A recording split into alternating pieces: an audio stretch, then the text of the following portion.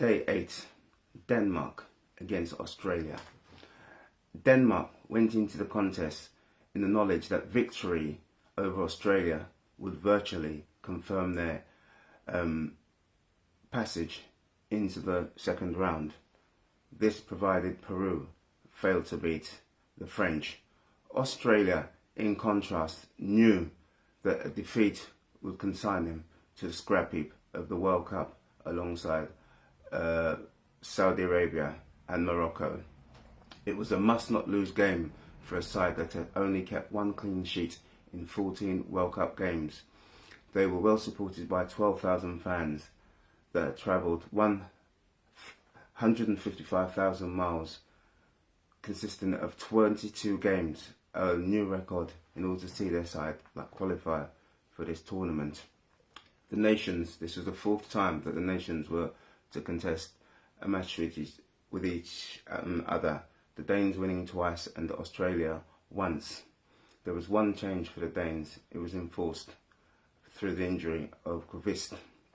Australia themselves remained unchanged and kept faith the side that fought so gallantly against the French. Denmark started sprightly and briskly and rewarded on 5 minutes.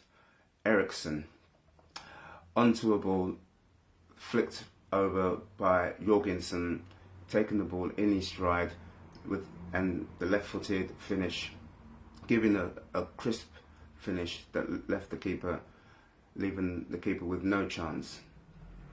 Eriksen scoring his 17th goal in 20 games. Only Lewandowski and Ronaldo had scored more in the qualifiers. It was a big blow for the Australians, who had only won 2 of the 14 World Cup encounters against Japan in 2006 and Serbia in 2010. The Danes were certainly on the front foot in contrast to the Peru match. They were very comfortable on the ball, moving and passing well. Johnson should have made it, should have done much better with his header, but it flew way over. Australia were then up in the pace and up in the tempo and had been attacking in spurts.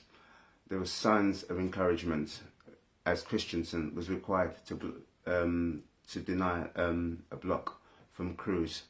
But then Australia were offered a lifeline when, on the advice of the VARs, the recommendation of an incident involving Poulsen, where it was believed a flailing hand had been used, and Jedinek was given the opportunity to bring his side level, in which he did, dispatching the penalty low into the corner.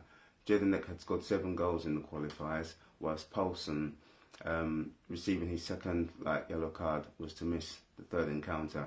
Schmeichel finally beaten after 9 hours and 32 minutes.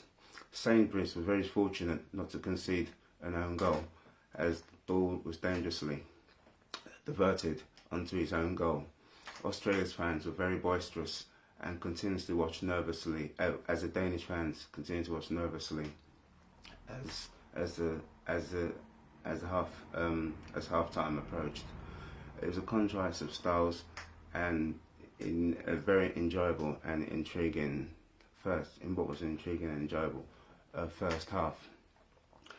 There was a brisk opening to the restart as both were playing, showed real attacking intent. Sisto with the chance to restore the lead, side-footed this as the advantage was played. Australia countered, coming on as equally as strong. And as the game was there for the taking, with still about 30 minutes remaining, the Australian fans were certainly the most vocal as the ball moved from end to end.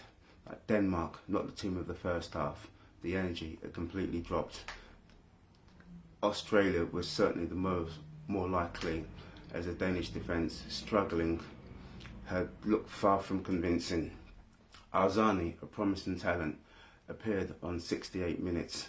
Then Moy, for the Australians, with a thunderous drive, was close to spectacularly giving Australia the lead.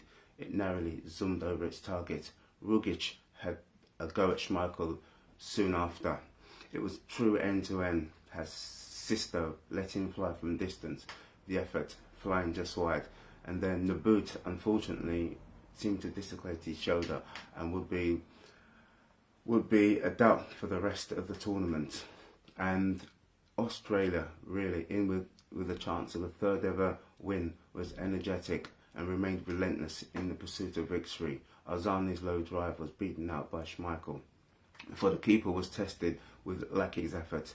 Eriksson volleyed the dropping ball, but the effort was nowhere near as sweet as his opener, well wide of its intended target. And in the end, that was there was no more scoring, as it was a fair result. But Australia, based on the second half performance, would have been disappointed to not get the win. Both survived to fight for the last day proceedings. Denmark needing to probably avoid defeat against the French. Australia certainly needing to beat the Peruvians.